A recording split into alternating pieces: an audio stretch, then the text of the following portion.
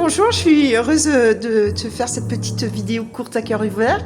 Dis-moi, est-ce que tu peux présenter qui tu es Je m'appelle Jim Wandron, j'étais un sombre inconnu il y a encore 6 ans dans le monde du métal, mais quand un handicap m'est tombé dessus, ça a détruit ma vie, et j'ai décidé de recommencer quelque chose qui me plaisait. J'ai toujours rêvé de faire de la radio. Et en fait, j'ai monté une asso qui s'appelle Fréquence Métal, qui est dédiée à la scène émergente pour aider les jeunes groupes, après leur premier ou deuxième album, à se faire connaître. On a contacté tous les professionnels pour les faire connaître. Et maintenant, il semblerait que les missions sont un peu plus connues que ce que je pense, même si je reste monde à mon PC. Et voilà, là je suis sur un festival, en invité média. Et je vais rencontrer pas mal de groupes et c'est cool, c'est une belle vie. Ah oui, je suis heureuse de te rencontrer moi aussi parce qu'il y a peu de temps, j'étais aussi une sombre inconnue. Alors, dis-moi, qu'est-ce que tu penses de ce festival ? C'est un festival que je suis déjà avant de remonter Fréquence Métal, mais que je suis là tous les ans. Et même, c'est marrant, c'est qu'il a deux bonus, c'est qu'il est très connu, très réputé, et pourtant il a gardé une taille humaine et familiale.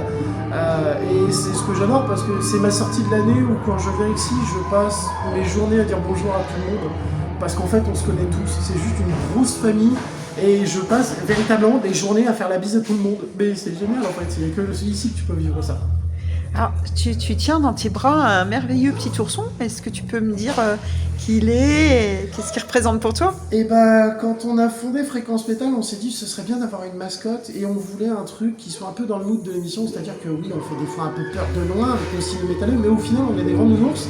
Et comme en plus on aide la scène émergente, on s'est dit qu'il fallait un truc trop mignon. Et en fait, j'ai retrouvé ça dans mes placards. C'est une maman anglaise qui me l'avait fabriqué pour mes 21 ans. J'en ai 38 maintenant, il a mieux vieilli que moi. Et donc voilà, je vous présente Punky, qui est devenu la mascotte. Et du coup, il y a pas mal de groupes qui le connaissent et qui viennent faire des photos, ils viennent nous faire des bisous et des câlins.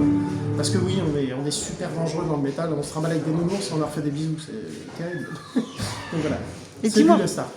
Dis-moi, excuse-moi, je t'ai un tout petit peu interrompu. Est-ce que tu aurais quelque chose de précis à dire au petit garçon que tu étais autrefois ?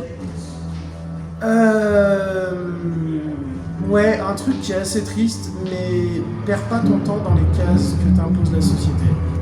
Parce que j'ai vécu plus de 20 ans à suivre ce qu'on m'avait dit en mode trouve-toi une femme, trouve-toi une maison, trouve un bon métier. Et je me rends compte aujourd'hui que j'en étais triste à crever et je me dis qu'il a vraiment valu qu'un handicap détruise ma vie de A à Z pour que j'ai une vie qui soit précaire aujourd'hui, mais j'ai jamais été aussi heureux de ma vie.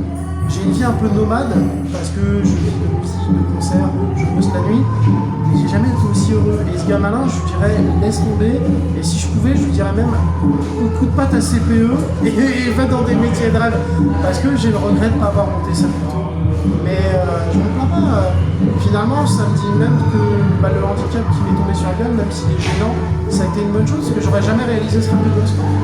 D'ailleurs, je l'ai tellement bien réalisé que j'en ai même, je me suis même inscrit sur ma peau pour jamais oublier que les rêves, c'est à bout de bras et que s'il y a vraiment un truc qui tente, fonce.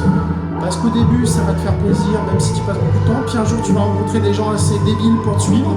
Et puis après, encore plus de gens. Et puis au final, tu vas te dire, en fait, on n'est pas débiles. On avait une bonne idée à la base, mais on n'en avait pas au courant. Je te remercie infiniment, je te fais des gros bisous. Prends soin de toi, salut tout le monde, à la prochaine.